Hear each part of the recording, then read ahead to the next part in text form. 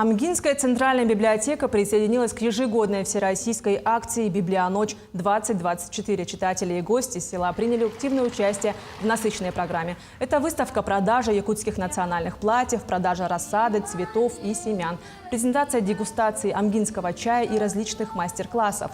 Для молодежи прошла квиз-игра «Один день библиотеки» в соревновании среди читающих семей. В завершении праздника состоялся показ якутского кинофильма «Не храните меня без Ивана».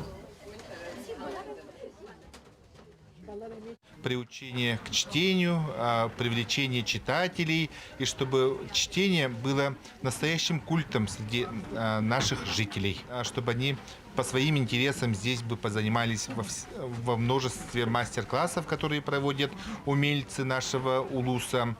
И это призвано тем, чтобы каждый пришел, протоптал тропинку в библиотеку, да, чтобы они ежедневно к нам приходили, еженедельно, ежемесячно, да, и чтобы они постепенно превратились в наших постоянных читателей.